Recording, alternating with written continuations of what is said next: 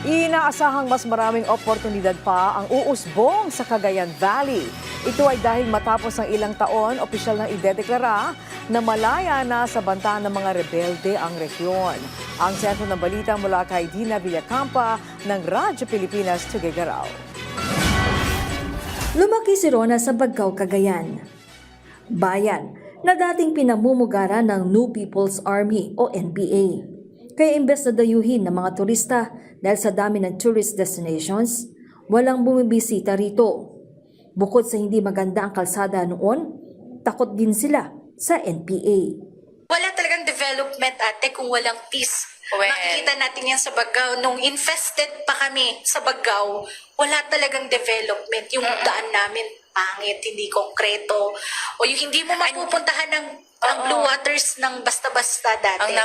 Dahil sa epektibong kampanya ng gobyerno sa pamamagitan ng National Task Force to End Local Communist Armed Conflict o NTF-ELCAC, naideklara na rin ang buong Cagayan Valley bilang insurgency-free region.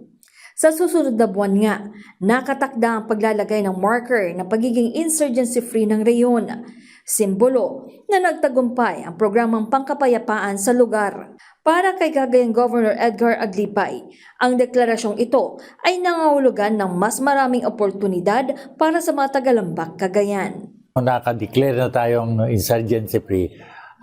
Ito sabi na natin sa lahat ng gustong mag-put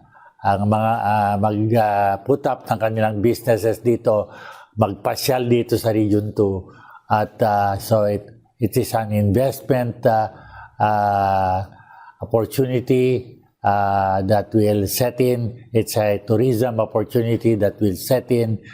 At para tuloy-tuloy ang pagbabagong buhay ng mga dating rebelde, tinututukan ng Regional Peace and Order Council ang mga programa para sa kanila ng pamahalaan. Si Kuya Ben, na dating miyembro ng Kilusan, lubos ang pasasalamat sa gobyerno sa tulong ng kanyang natanggap para makapagbagong buhay.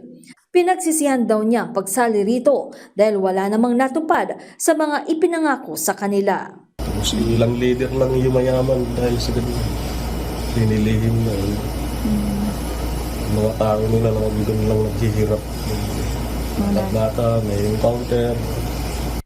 Dakol mga pagyaman at pati gobyerno, kapitol. Patulong mo. Sa ngayon, isa si Kuya Ben sa mga napasok sa provincial government ng Cagayan sa ilalim ng Cagayan Employment Assistance Project para sa mga dating rebelde. Patunay na seryoso ang pamahalaan sa mga programa sa mga teroristang nagbabalik loob sa gobyerno. Mula rito sa Cagayan para sa Integrated State Media, Dina Villacampa ng Radyo Pilipinas, Radyo Publiko.